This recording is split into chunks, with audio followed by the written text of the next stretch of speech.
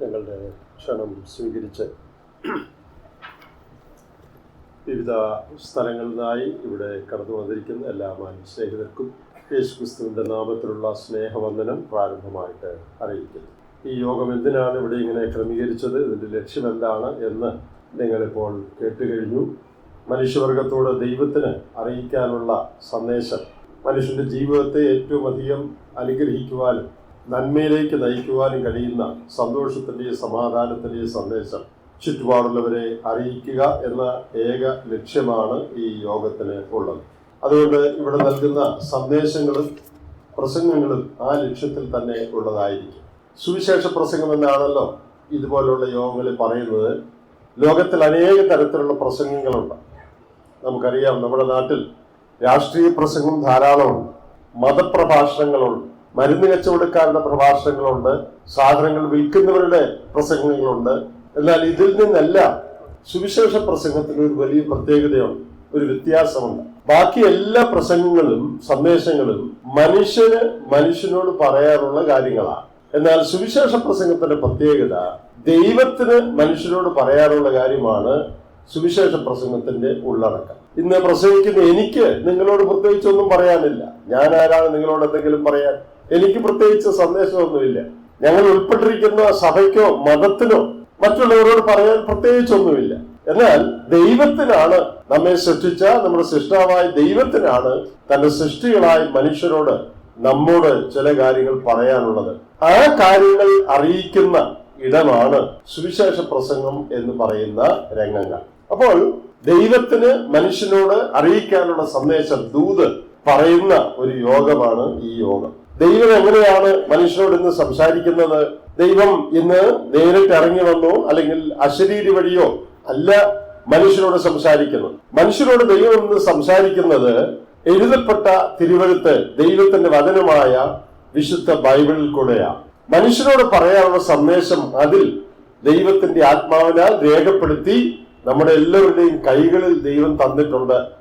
അതിൽ പറഞ്ഞിരിക്കുന്ന സത്യങ്ങൾ വിശകലനം ചെയ്യുക, അത് വിശദീകരിക്കുക എന്നുള്ളതാണ് പ്രസംഗിക്കുന്ന ആളുകളുടെ ചുമതല. അതുകൊണ്ട് ഇന്ന് രാത്രി ദൈവത്തിന് നമ്മോട് പറയാനുള്ള സന്ദേശം എന്താണ് എന്ന് ശ്രദ്ധിക്കേണ്ടതിനായിട്ട് പ്രാരംഭമായി ഒരു വേദവാക്യം വേദപുസ്തകത്തിൽ നിന്ന് വായിക്കട്ടെ. പിന്നീട് മറ്റു വാക്യങ്ങൾ ആവശ്യം പോലെ നമുക്ക് വായിക്കാം. എന്നാൽ പ്രാരംഭമായി വേദപുസ്തകത്തിലെ പഴയ നിയമത്തിലെ യെശയ്യാവിന്റെ പ്രവചനം 1-ാം അധ്യായത്തിന്റെ 18-ാമത്തെ വാക്യം ഒന്ന് വായിക്കുന്നു. യെശയ്യാ പ്രവചനം 1-ാം അധ്യായത്തിന്റെ 18-ാമത്തെ വാക്യം. ഈ യെശയ്യാ പ്രവാചകൻ യേശുക്രിസ്തുവിന് ഏകദേശം 700 വർഷങ്ങൾക്ക് മുൻപ് ജീവിച്ചിരുന്ന ഒരു പ്രവാചകനാണ്. പഴയ നിയമ പ്രവചന ഗ്രന്ഥങ്ങളിൽ യേശുക്രിസ്തുവിനെ കുറിച്ച് ഏറ്റവും അധികം പറഞ്ഞിട്ടുള്ള ഒരു പ്രവാചകൻ യെശയ്യാവാണ്. മറ്റു പ്രവാചകന്മാരും പറഞ്ഞിട്ടുണ്ട്. എന്നാൽ ഏറ്റവും തെളിവായും ഏറ്റവും അധികവും യേശുക്രിസ്തുവിനെ കുറിച്ച്, യേശുക്രിസ്തുവിന്റെ ജനനത്തെ കുറിച്ച്, അവൻ എങ്ങനെ ജനിക്കുമെന്നുള്ളതിനെ കുറിച്ച്, എങ്ങനെ വളരുമെന്നുള്ളതിനെ കുറിച്ച്, അവന്റെ ജീവിതത്തെ കുറിച്ച്, ശുശ്രൂഷയെ കുറിച്ച്, മരണത്തെ കുറിച്ച്, അടക്കപ്പെടലിനെ കുറിച്ച്, ഉയർത്തെഴുന്നേൽപ്പിനെ കുറിച്ച് ഏറ്റവും അധികം പരാമർശിച്ചിട്ടുള്ള പ്രവാചകനാണ്, ദൈവത്തിന്റെ അരുളപ്പാട് അറിയിക്കുന്നയാളാണ് യെശയ്യാവ് എന്ന് പറയുന്നത്. പുതിയ നിയമത്തിൽ ഏറ്റവും അധികം പ്രാവശ്യം ഉദ്ധരിക്കപ്പെട്ടിട്ടുള്ള പഴയ നിയമ പ്രവാചകൻ യെശയ്യാവാണ്. യെശയ്യാവിന്റെ പേര് പുതിയ നിയമത്തിൽ വന്നിട്ടുള്ള അത്രയും പ്രാവശ്യം പഴയ നിയമത്തിലെ ഒരു പ്രവാചകന്റെയും പേര് പുതിയ നിയമത്തിൽ വന്നിട്ടില്ല. അപ്പോൾ യേശുക്രിസ്തുവിനെ കുറിച്ച് ഏറ്റവും തെളിവായും അനവധിയായും പറഞ്ഞിട്ടുള്ള പ്രവാചകനാണ് യെശയ്യാവ്. മാത്രമല്ല, പുതിയ നിയമത്തിൽ ഏറ്റവും അധികം പ്രാവശ്യം പരാമർശിക്കപ്പെട്ടിട്ടുള്ള പ്രവാചകനും യെശയ്യാവ് തന്നെയാണ്. 1-ാം അധ്യായത്തിന്റെ 18-ാമത്തെ വാക്യം ഞാൻ വായിക്കുന്നു. വരുവിൻ, നമുക്ക് തമ്മിൽ വാദിക്കാം എന്ന് യഹോവ അരുളി ചെയ്യുന്നു. നിങ്ങളുടെ പാപങ്ങൾ കടും ചുവപ്പായിരുന്നാലും ഹിമം പോലെ വെളുക്കും, രക്താംബരം പോലെ ചുവപ്പായിരുന്നാലും പഞ്ഞുപോലെ ആയിത്തീരും. ഇവിടെ ദൈവത്തിന്റെ ഒരു ക്ഷണം, ആൻ ഇൻവിറ്റേഷൻ ഓഫ് ഗോഡ്. വരുവിൻ, നമുക്കറിയാം വരുവിൻ എന്ന് പറയുന്ന ഒറ്റ വാക്ക് തന്നെ ഒരു ക്ഷണമാണ്. ഈ യോഗം ഇവിടെ സംഘടിപ്പിച്ചപ്പോൾ ചുറ്റുപാടുമുള്ള ഭവനങ്ങളിൽ ഞങ്ങളുടെ സഹോദരിമാർക്ക് ചെന്ന് നിങ്ങൾ വരണമെന്ന് പറഞ്ഞു. വരുവീൻ, വരുവീൻ എന്നുള്ള ഒറ്റ വാക്ക് തന്നെ that's a word of invitation. ക്ഷണിക്കുന്ന ഒരു വാക്കാണ് നിങ്ങൾ കടന്നു വരണം എന്ന് പറയുന്നത്. ഇവിടെ വരുവീൻ അത് ദൈവം തന്നെ പറയുന്നതാ. എന്തിനാ വരുന്നത്? എന്തിനാണ് വരേണ്ടത്? നമുക്ക് തമ്മിൽ വാദിക്കാം. ഇംഗ്ലീഷിൽ ലെറ്റ് us റീസൺ ടുഗദർ എന്ന് പറഞ്ഞാൽ കാര്യകാരണ സഹിതം നമുക്കൊരു കാര്യം ഒന്ന് ചർച്ച ചെയ്യാനായിട്ടുണ്ട്. അത് ചർച്ച ചെയ്യാനാണ് നിങ്ങൾ വരേണ്ടത്. ഒരു പ്രത്യേക കാര്യം നിങ്ങളോട് പറയാനായിട്ട് ഉണ്ട്. കാര്യകാരണ സഹിതം ഒരു വിഷയം നിങ്ങളുമായി സംസാരിക്കാനുണ്ട്. അതാണ് വാദിക്കുക എന്നുള്ള വാക്കിന്റെ അർത്ഥം. കാര്യകാരണ സഹിതം സംസാരിക്കുക. നിങ്ങൾ കടന്നു വരണം. ദൈവം പറയുക, എന്തിനാ കടന്നു വരുന്നത്? നിങ്ങളുമായിട്ട് വളരെ പ്രധാനപ്പെട്ട ഒരു കാര്യം കാര്യകാരണ സഹിതം എനിക്ക് സംസാരിക്കാനുണ്ട്. ആകട്ടെ, ആ സംസാരം എന്തിനെ കുറിച്ചുള്ളതാണ്? ഏത് വിഷയമാണ് സംസാരിക്കാനുള്ളത്? അടുത്ത വാചകത്തിൽ അത് പറഞ്ഞിട്ടുണ്ട്, നിങ്ങളുടെ പാപങ്ങൾ. അതിനെക്കുറിച്ചാണ് സംസാരിക്കാനുള്ളത്. മനുഷ്യനോട് ദൈവത്തിന് ഏറ്റവും അധികം സംസാരിക്കാനുള്ള വിഷയം മനുഷ്യന്റെ പാപം എന്നുള്ളതാണ്. എന്തുകൊണ്ടാണ് അത് ദൈവത്തിന് ഇത്ര പ്രധാനമായിരിക്കുന്നത്? വേദപുസ്തകത്തിലെ ദൈവം വിശുദ്ധനായ ദൈവമാണ്. പാപത്തെ കാണുവാൻ കണ്ണില്ലാതെ വണ്ണം ഒരു നിലയിലും യാതൊരു പാപവും അശുദ്ധിയും സഹിച്ചുകൂടാതെ വണ്ണം വിശുദ്ധിയുള്ള ദൈവമാണ് വേദപുസ്തകത്തിൽ വെളിപ്പെടുത്തപ്പെട്ടിരിക്കുന്ന ദൈവം. അതുകൊണ്ട് ദൈവത്തിന്റെ ഏറ്റവും വലിയ കൺസേൺ, ദൈവത്തിന്റെ ഏറ്റവും വലിയ ചിന്താഭാരം, ദൈവത്തിന്റെ ഏറ്റവും വലിയ പ്രശ്നം എന്നുള്ളത് മനുഷ്യന്റെ പാപമാണ്. പ്രിയപ്പെട്ടവരെ, നമ്മുടെ മതം ഏതാണ് എന്നുള്ളതല്ല ദൈവത്തിന് പ്രധാനം. നമുക്കറിയാം, ഇന്ന് ലോകത്തിൽ നമ്മുടെ രാജ്യത്തൊക്കെ ഏത് മതം, അത് വലിയ പ്രധാനപ്പെട്ട കാര്യമാണ്. മതത്തിന്റെ അടിസ്ഥാനത്തിലുള്ള വേർതിരിവുകൾ, ലഹളകൾ, വഴക്കുകൾ ഒക്കെ നമ്മുടെ നാട്ടിൽ നടക്കുന്നുണ്ട്. ദൈവത്തിന് അത് വിഷയമേ അല്ല. നിന്റെ മതത്തിന്റെ പേരെന്താ എന്നുള്ളതല്ല ദൈവത്തിന്റെ വിഷയം. നിന്റെ സഭയുടെ പേരെന്താ അതല്ല ദൈവത്തിന്റെ വിഷയം. നിന്റെ നാടേതാ അതല്ല ദൈവത്തിന്റെ വിഷയം. നിന്റെ ഭാഷ ഏതാ, നിന്റെ സംസ്കാരം ഏതാ, നിന്റെ ജോലി എന്താ, നിന്റെ സാമ്പത്തിക സ്ഥിതി എന്താ, അതൊന്നും അല്ല ദൈവത്തിന്റെ വിഷയം. ദൈവത്തിന്റെ ഒന്നാമത്തെ വിഷയം നിന്റെ പാപം എന്നുള്ളതാ. എന്താ അതിനുള്ള കാരണം? അതിനുള്ള കാരണം ദൈവത്തെയും മനുഷ്യനെയും തമ്മിൽ ഭിന്നിപ്പിച്ചു നിർത്തിയിരിക്കുന്നത്, ദൈവത്തെ മനുഷ്യനിൽ നിന്ന് അകറ്റിയിരിക്കുന്നത്, മനുഷ്യനോട് അടുത്ത് ഇടപെടുവാൻ കഴിയാതെ വണ്ണം ദൈവത്തെ അകറ്റി നിർത്തിയിരിക്കുന്നത് നമ്മുടെ പാപമാണ്. സഭാവ്യത്യാസമന്യേ, ജാതി വ്യത്യാസമന്യേ, മതവ്യത്യാസമന്യേ, വർണ്ണവ്യത്യാസമന്യേ, ഭാഷാ വ്യത്യാസമന്യേ എല്ലാവരെയും ബാധിക്കുന്ന ഒരു വിഷയമായി ദൈവം കണ്ടിരിക്കുന്ന വിഷയം മനുഷ്യന്റെ പാപമാണ്.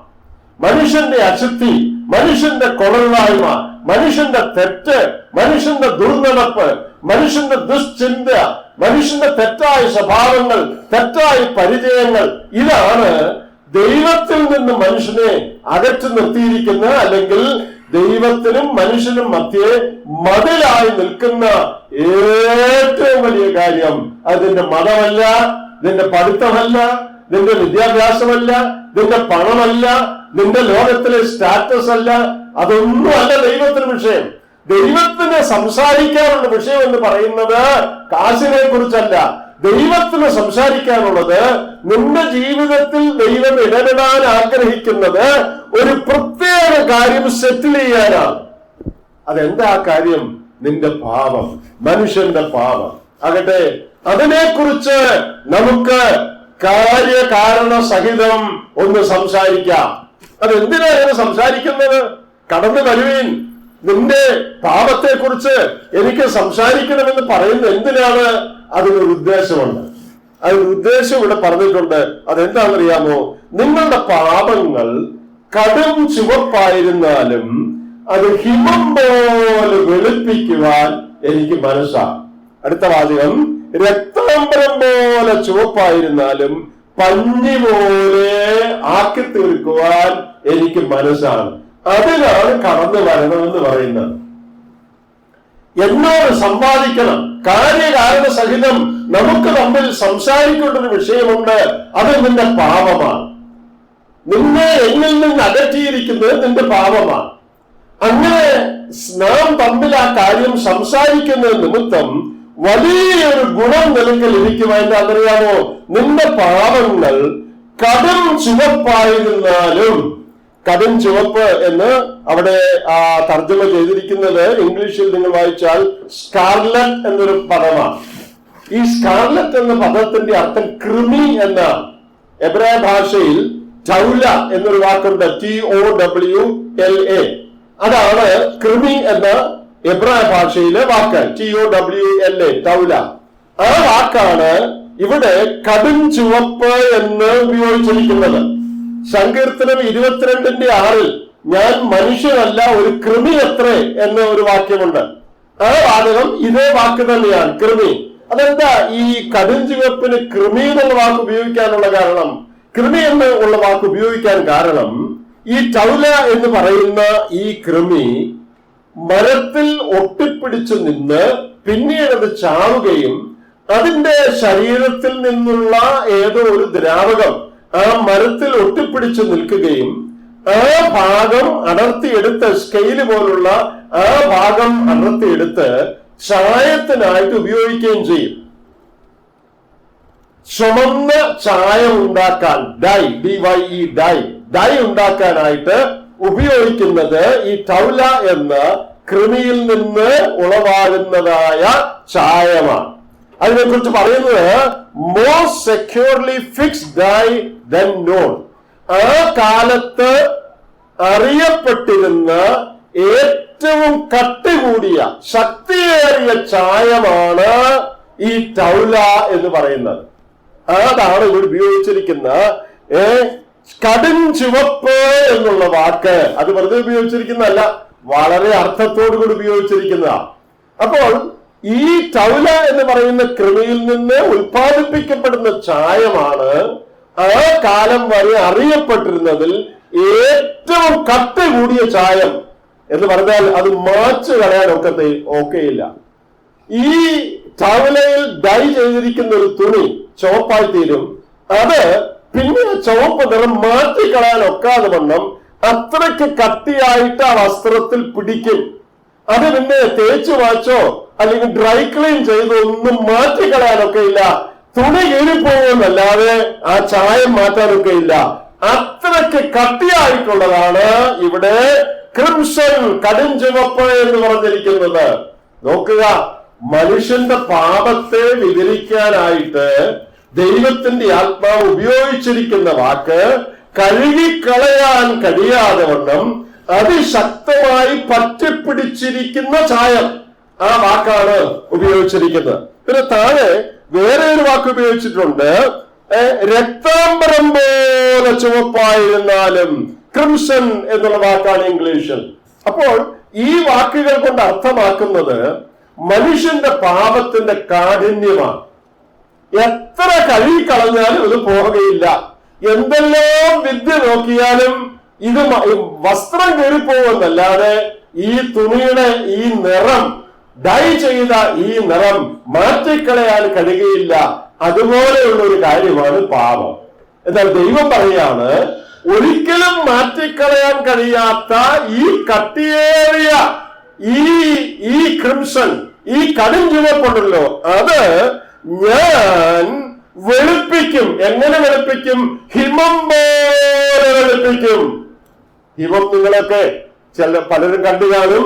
നമ്മുടെ നാട്ടിൽ അതില്ല. എന്നാൽ മറ്റു രാജ്യങ്ങളിലൊക്കെ പോയിട്ടുള്ളവർക്ക് അറിയാം. കുറഞ്ഞ പക്ഷം നമ്മുടെ ഫോട്ടോ ഒക്കെ കണ്ടിട്ടുണ്ട്. എത്ര വെളുത്താണ് മഞ്ഞിരിക്കുന്നത്. ഹിമം എത്രയോ വെളുത്താണ്, തൂവെള്ള നിറമാണ്. അപ്പൊ കടും ചുവപ്പായിരിക്കുന്ന പാപത്തെ തൂവെള്ളയാക്കാൻ കഴിയും. പിന്നെ രക്താംബരം പോലെ ചുവപ്പായിരിക്കുന്നതിനെ പഞ്ഞു പോലെയാക്കി തീർക്കാൻ കഴിയും. അത് നമുക്ക് പരിചയമുള്ളൊരു കാര്യമാണ് പഞ്ഞി എന്ന് പറയുന്നത്. എന്ന് പറഞ്ഞാൽ നിന്റെ പാപപ്രശ്നം എത്ര വലുതായിരുന്നാലും, എന്നെയും നിന്നെയും തമ്മിൽ അകറ്റിയിരിക്കുന്ന പാപപ്രശ്നം എത്ര വലുതായിരുന്നാലും അത് പരിഹരിച്ച് പൂർണ്ണമായി ആ കാര്യം സെറ്റിൽ ചെയ്ത് ശുദ്ധീകരിക്കുവാൻ എനിക്ക് മനസ്സുണ്ട്, അതിനായിട്ട് നീ വരണമെന്നാണ് ദൈവം ഇവിടെ പറയുന്നത്. ദൈവത്തെ കുറിച്ച് 3 ലളിതമായ കാര്യങ്ങൾ ഈ വാക്യത്തിലുണ്ട്. എന്താണെന്നറിയാമോ? എ ഗോഡ് ഹു ഇൻവൈറ്റ്സ്, ക്ഷണിക്കുന്ന ദൈവം. രണ്ടാമത്, a God who is willing to settle our sin problem, നമ്മുടെ പാപപ്രശ്നം പരിഹരിക്കാൻ മനസ്സുള്ള ദൈവം. മൂന്നാമത്, a God who is willing to cleanse us, നമ്മെ ശുദ്ധീകരിച്ച് വെടിപ്പാക്കുവാൻ മനസ്സുള്ള ദൈവം. പ്രിയപ്പെട്ടവരെ, അങ്ങനെ ഒരു ദൈവം ഉള്ളത് കൊണ്ടാണ് ഇന്ന് രാത്രി ഇങ്ങനെ ഒരു യോഗം ഇവിടെ വന്നത്. അങ്ങനെ ഒരു ദൈവം വേദപുസ്തകത്തിൽ വെളിപ്പെടുത്തപ്പെട്ടിരിക്കുന്നതുകൊണ്ടാണ് സുവിശേഷ പ്രസംഗം എന്ന് പറയുന്ന ഒരു പ്രസംഗം ഉണ്ടായത്. അല്ലെങ്കിൽ മതപ്രസംഗം വരെ നടത്തായിരുന്നു, വേറെ എന്തെങ്കിലുമൊക്കെ പ്രസംഗം നടത്താം. എന്നാൽ സുവിശേഷ പ്രസംഗം എന്ന് പറയുന്നത് ഈ 3 കാര്യങ്ങളെ അടിസ്ഥാനപ്പെടുത്തിയുള്ളതാണ്. മനുഷ്യനെ ക്ഷണിക്കുന്ന വരുവീൻ എന്ന് പറയുന്ന ഒരു ദൈവം. രണ്ടാമത്, മനുഷ്യന്റെ പാപപ്രശ്നം പരിഹരിക്കുവാൻ, ആ ഇഷ്യൂ സെറ്റിൽ ചെയ്യാൻ മനസ്സുള്ള ഒരു ദൈവം. മൂന്നാമത്, അത് പരിഹരിച്ച് ശുദ്ധീകരിപ്പാൻ, പൂർണ്ണമായി ശുദ്ധമാക്കുവാൻ മനസ്സുള്ള ഒരു ദൈവം. അങ്ങനെയുള്ളൊരു ദൈവത്തെയാണ് വേദപുസ്തകം വെളിപ്പെടുത്തുന്നത്.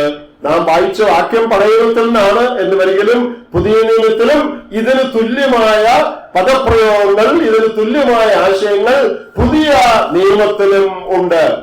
ക്ഷണിക്കുന്ന ദൈവം വേദപുസ്തകത്തിൽ എത്രയോ പ്രാവശ്യം അതുണ്ടെന്നറിയാമോ? നമുക്ക് പല പല വാക്യങ്ങൾ വായിക്കാം, എല്ലാം ഇപ്പൊ നമുക്ക് വായിക്കാൻ നേരമില്ല. ഏതായാലും 1-2 എണ്ണം നിങ്ങളെ ഒന്ന് വായിച്ച് കേൾപ്പിക്കട്ടെ. ക്ഷണിക്കുന്ന ദൈവം. ഈ യെശയ്യാ പ്രവചനം 55 തന്നെ ദൈവത്തിന്റെ ക്ഷണം, അതിന്റെ ഇൻവിറ്റേഷൻ 55-ാം അധ്യായത്തിന്റെ ആദ്യ വാക്യങ്ങളുണ്ട്. അല്ലയോ ദാഹിക്കുന്ന ഏവരും ദ്രവ്യമില്ലാത്തവരുമായുള്ളവര്, വെള്ളത്തിന് വരുവീൻ, വെള്ളത്തിന് വരുവീൻ, ക്ഷണമ വന്ന് വാങ്ങി തിന്നുവീൻ. നിങ്ങൾ വന്ന് ദ്രവ്യവും വിലയും കൂടാതെ വീഞ്ഞും പാലും വാങ്ങിക്കൊള്ളുവീൻ. വരുവീൻ, വില കൊടുക്കാതെ വീഞ്ഞും പാലും വാങ്ങിക്കൊള്ളുവീൻ. പുതിയ നിയമത്തിൽ നമുക്ക് എല്ലാവർക്കും പരിചയമുള്ളൊരു ക്ഷണമുണ്ട്. മത്തായിയുടെ സുവിശേഷം 11-ാം അധ്യായം 28-29 വാക്യങ്ങളിൽ യേശു കർത്താവ് ഈ ലോകത്തിലായിരുന്നപ്പോൾ ഈ വാക്കുകൾ ആവർത്തിച്ചിട്ടുണ്ട്. ഇതേ ആശയം പറഞ്ഞിട്ടുണ്ട്. അധ്വാനിക്കുന്നവരും ഭാരം ചുമക്കുന്നവരുമായുള്ള എല്ലാവരുമേ, നിങ്ങൾ എന്റെ അടുക്കൽ വരുവീൻ, ഞാൻ നിങ്ങളെ ആശ്വസിപ്പിക്കും. പാപത്തിന്റെ ഭാരം ചുമക്കുന്ന എല്ലാവരും എന്റെ അടുക്കൽ വരുവീൻ, ഞാൻ നിങ്ങളെ ആശ്വസിപ്പിക്കും. ഇന്ന സഭയിൽ വരാനല്ല, ഇന്ന പുരോഹിതന്റെ അടുത്ത് പോകാനല്ല, ഇന്ന പാസ്റ്ററെ സമീപിക്കാനല്ല, ഇന്ന മതത്തിൽ ചെല്ലാനല്ല, എന്റെ അടുക്കൽ വരുവീൻ. വരുവീൻ, നമുക്ക് തമ്മിൽ വാദിക്കാം. ദൈവം നേരിട്ട് ഇടപെടുകയാ. ദൈവം ആരെയും ഇടനിലക്കാരെ അതിൽ വെച്ചിട്ടില്ല, അതിന് മധ്യവർത്തികളെ, മീഡിയേറ്റേഴ്സിനെ വെച്ചിട്ടില്ല. മനുഷ്യന്റെ പാപപ്രശ്നം പരിഹരിക്കുവാൻ ദൈവം നേരിട്ട് ഇടപെടുകയാണ്. കാരണം അവന് മാത്രമേ അത് പരിഹരിക്കാനുള്ള കഴിവുള്ളൂ, അതിന് യോഗ്യതയുള്ളൂ, അതിനുള്ള ക്വാളിഫിക്കേഷൻ ഉള്ളൂ. അതുകൊണ്ട് നേരിട്ട് വിളിക്കുക. മത്തായി 11 കർത്താവ് തന്നെ യേശു ക്രിസ്തുവിനെ വിളിച്ചു, നിങ്ങൾ എന്റെ അടുക്കൽ വരുവീൻ, കം അൺടു മീ, എന്റെ അടുക്കൽ വരുവീൻ, ഞാൻ നിങ്ങളെ ആശ്വസിപ്പിക്കും. നിങ്ങളുടെ പാപത്തിന്റെ ഭാരം നീക്കി പാപപ്രശ്നം പരിഹരിച്ച് ഞാൻ നിങ്ങളെ ആശ്വസിപ്പിക്കും. തീർന്നില്ല, വേറെയും പല ഇൻവിറ്റേഷൻസ് വേദപുസ്തകത്തിലുണ്ടെന്ന് ഞാൻ പറഞ്ഞല്ലോ. അതെല്ലാം ഇപ്പൊ നമുക്ക് വായിക്കാൻ നിവൃത്തിയില്ല. ഞാൻ 2-3 ഒരു സാമ്പിളായിട്ട് വായിക്കുന്നതേ ഉള്ളൂ. ഇതിന്റെ വേദപുസ്തകത്തിലെ ഒടുവിലത്തെ 66-ാമത്തെ പുസ്തകം എന്ന് പറയുന്നത് വെളിപ്പാട് പുസ്തകമാണ്. നിങ്ങൾ വേദപുസ്തകം പരിചയമുള്ള എല്ലാവർക്കും അതറിയാം. വേദപുസ്തകത്തിലെ ഒടുവിലത്തെ പേജ്, ലാസ്റ്റ് പേജ്, അത് വെളിപ്പാട് പുസ്തകം 22-ാമത്തെ അധ്യായമാണ്. 66 പുസ്തകത്തിന്റെ ഒടുവിലത്തെ പേജ്. ആ ഒടുവിലത്തെ പേജിൽ ദൈവത്തിന്റെ എഴുതപ്പെട്ട തിരുവെഴുത്തുകൾ അവസാനിപ്പിക്കുന്നതിന് മുമ്പ് ഏറ്റവും ഒടുവിൽ ഒന്നുകൂടെ ഇത് പറയുന്നുണ്ട്. 22-17 വാക്യം വേദപുസ്തകത്തിലെ ഒടുവിലത്തെ പേജിൽ ഇത് പറഞ്ഞിട്ടുണ്ട്. വരിക എന്ന് ആത്മാവും മണവാട്ടിയും പറയുന്നു, കേൾക്കുന്നവനും വരിക എന്ന് പറയട്ടെ.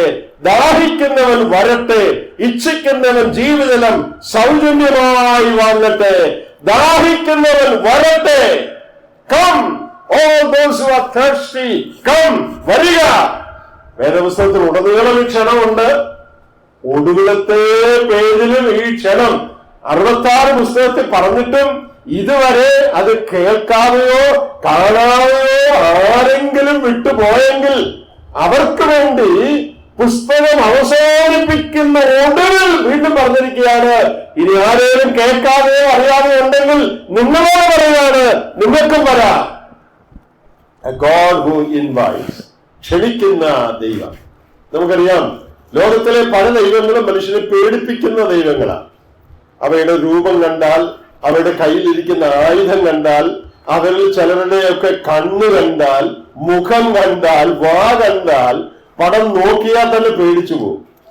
എന്നാൽ പ്രിയപ്പെട്ടവരെ, വേദപുസ്തകത്തിലെ ദൈവം രൗദ്രഭാവമുള്ള, മനുഷ്യനെ പേടിപ്പിക്കാൻ കണ്ണുരുട്ടി നിൽക്കുന്ന ദൈവമല്ല.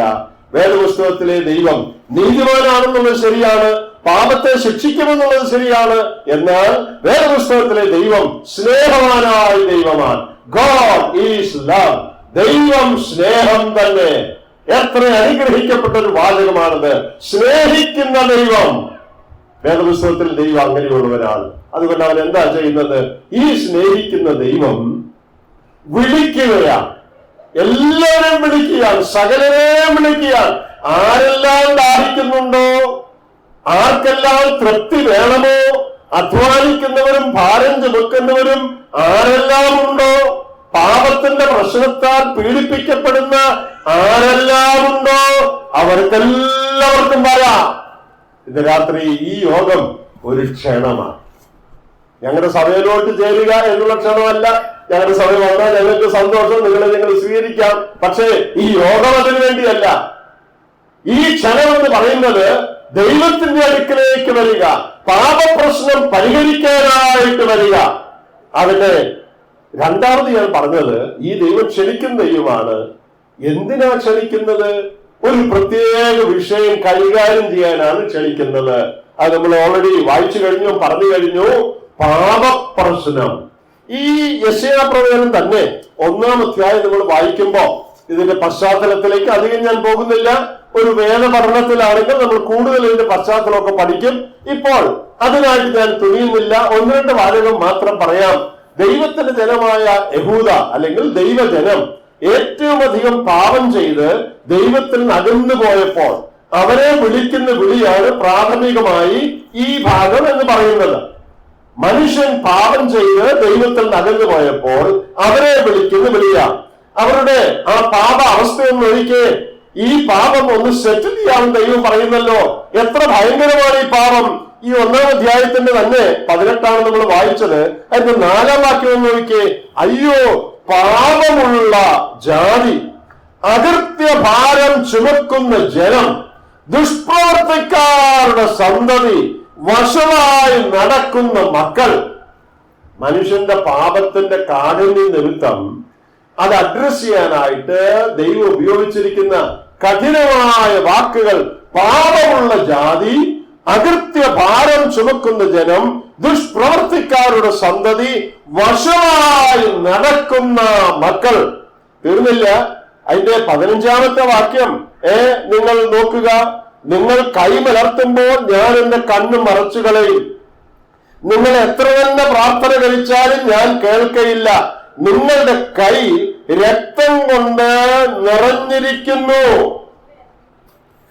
അങ്ങനെയുള്ളവരെയാണ് ദൈവം വിളിക്കുന്നത്. പക്ഷെ അവർക്ക് എന്തുണ്ട്? കൈ രക്തം കൊണ്ട് നിറഞ്ഞിരിക്കുകയാണെങ്കിൽ അവർക്ക് പ്രാർത്ഥനയുണ്ട്, യാഗമുണ്ട്, പ്രാർത്ഥനയുണ്ട്. ഇന്നത്തെ മനുഷ്യന്റെ ഒരു അവസ്ഥ ഏതാ? ജീവിതം മുഴുവൻ അശുദ്ധിയാ. അശുദ്ധമായ ചിന്തയുണ്ട്, നോട്ടമുണ്ട്, പ്രവൃത്തിയുണ്ട്, വഞ്ചനയുണ്ട്, കള്ളത്തരമുണ്ട്, ഗവൺമെന്റിനെ കളിപ്പിക്കലുണ്ട്, കരിഞ്ചന്തയുണ്ട്, മദ്യപാനമുണ്ട്, വ്യഭിചാരമുണ്ട്, ദുർമാർഗ ജീവിതമുണ്ട്. ഇതിന്റെ കൂടെ എന്തുകൊണ്ട്? ഇതിന്റെ കൂടെ പ്രാർത്ഥനയുമുണ്ട്. അതിന്റെ കൂടെ പള്ളിയുമുണ്ട്, പ്രാർത്ഥനയുമുണ്ട്, സ്തോത്രവുമുണ്ട്, യോഗവുമുണ്ട്. ഇവിടെ ദൈവം പറയാണ് ഇത് രണ്ടും കൂടെ നടക്കുകയില്ല.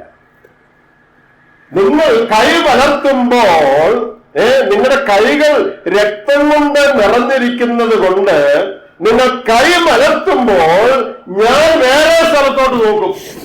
ഞാൻ എന്റെ കണ്ണ്, നിങ്ങൾ എന്നെ നോക്കുമ്പോൾ ഞാൻ വേറെ സ്ഥലത്തോട്ട് നോക്കും. ഞാൻ എന്റെ കണ്ണ് മറച്ചു കളയും. എത്ര തന്നെ പ്രാർത്ഥന കഴിച്ചാലും ഞാൻ കേൾക്കുകയില്ല. എന്താ കാരണം? നിങ്ങളുടെ കൈകൾ രക്തം കൊണ്ട് നിറഞ്ഞിരിക്കുന്നു. പ്രിയപ്പെട്ടവരെ, നമ്മുടെ ദേശം പൊതുവെ മതഭക്തിയുള്ള ദേശമാണ്. കേരളവും ഇന്ത്യയും മൊത്തം അങ്ങനെയാണ്. മതഭക്തർ അല്ലാത്ത ആളുകളൊക്കെ ഉണ്ട്, എന്നാൽ പൊതുവെ മതഭക്തിയുള്ള ദേശമാണ്. എന്നാൽ എന്താണ് അതിനുള്ള കുഴപ്പം? അതിനുള്ള കുഴപ്പം ജീവിതത്തിലെ പാപപ്രശ്നം പരിഹരിക്കാതെ, ദൈവവുമായി കാര്യങ്ങൾ ക്രമപ്പെടുത്താതെ, ഹൃദയത്തിന് ശുദ്ധി വരാതെ മതത്തിൽ ആശ്രയിക്കുകയാണ്, പ്രാർത്ഥനയിൽ ആശ്രയിക്കുകയാണ്, പുരോഹിതന്മാരിൽ ആശ്രയിക്കുകയാണ്, പൂജാരികളിൽ ആശ്രയിക്കുകയാണ്, പാസ്റ്റർമാരിൽ ആശ്രയിക്കുകയാണ്, കൂട്ടായ്മത്തിൽ ആശ്രയിക്കുകയാണ്, പാട്ടിൽ ആശ്രയിക്കുകയാണ്. മെഴുകുതിരി കത്തിക്കുക, കതിര വെട്ടിക്കുക, തേങ്ങ ഉടയ്ക്കുക എന്ന് വേണ്ട മതപരമായ എല്ലാ ചടങ്ങിലും ആളുകൾ മുമ്പിലുണ്ട്. പക്ഷെ അതിന്റെ കുഴപ്പം എന്താ? അതിന്റെ കുഴപ്പം പാപപ്രശ്നം പരിഹരിച്ചിട്ടില്ല. പാപം ഉള്ളിൽ വെച്ചുകൊണ്ടാണ് ഈ പറഞ്ഞതെല്ലാം ചെയ്യുന്നത്. ദൈവം പറയാണ് അതുകൊണ്ട് യാതൊരു പ്രയോജനമില്ല. എവിടെല്ലാം തീർത്ഥയാത്ര പോയാലും, ഏതെല്ലാം പള്ളി പോയാലും, ഏതെല്ലാം നേർച്ച കാഴ്ച കഴിച്ചാലും ഞാനത് ശ്രദ്ധിക്കുന്നില്ല. ഞാൻ എന്റെ കണ്ണ് മറച്ചു കളയും. കാരണം എനിക്ക് ഏറ്റവും അറപ്പായ, എനിക്ക് ഒരു നിലയിലും സഹിച്ചുകൂടാത്ത പാപം നിങ്ങളുടെ ജീവിതത്തിലുണ്ട്. പ്രിയപ്പെട്ടവരെ, മനുഷ്യന്റെ പാപാവസ്ഥ ഇങ്ങനെയൊക്കെ ആണെങ്കിലും നമുക്കറിയാം, നമ്മുടെ നാട്ടിലും സമൂഹത്തിലൊക്കെ പലരും പറയുന്നത് മനുഷ്യൻ അത്ര പാപിയൊന്നുമല്ല എന്നാണ്. മനുഷ്യനെ പാവിയെന്ന് പറയരുത് എന്ന് പറയുന്ന ആളുകളുണ്ട്. അല്പ തെറ്റുകുറ്റങ്ങളൊക്കെ കാണുമായിരിക്കും, എന്നാലും മനുഷ്യൻ അത്ര ഭാവിയൊന്നുമല്ല എന്ന് പറയുന്ന എത്രയോ ആളുകളുണ്ട്. മനുഷ്യനെ പാവി എന്ന് വിളിക്കരുത് എന്ന് പറയുന്ന എത്രയോ ആളുകളുണ്ട്. പ്രിയപ്പെട്ടവരെ, അനുദിന മനോരമ അല്ലെങ്കിൽ ഏതെങ്കിലും പത്രം നിങ്ങളൊന്ന് വായിച്ചു നോക്കി, എന്നിട്ട് നിങ്ങൾ പറ മനുഷ്യൻ പാപിയാണോ അല്ലയോ എന്ന്. ഈ ദിവസങ്ങളിലെ പത്രങ്ങൾ മുഴുവൻ, അത് വായിക്കാൻ തന്നെ പ്രയാസമാണ്, മുഴുവൻ പീഡനമാണ്. ഒരു പെൺകുട്ടിയെ 25 പേര് പീഡിപ്പിച്ചു. അതിൽ മതഭക്തരായ, മതത്തിന്റെ നേതാക്കളായ ആളുകളുണ്ട്. പിന്നെ സാധാരണക്കാര് മാത്രമല്ല, സെലിബ്രിറ്റീസ് എന്ന് മനുഷ്യൻ കൈകൂപ്പി കാണാൻ നിൽക്കുന്ന ആളുടെ പേര് ഞാൻ പറയുന്നില്ല, നിങ്ങൾക്കൊക്കെ അറിയാം. അങ്ങനെയുള്ള മഹാന്മാർ അനേകം പിടിച്ചിരിക്കുക. എന്നിട്ടും പറയുന്നത് മനുഷ്യൻ പാപിയല്ലെന്നാണ്.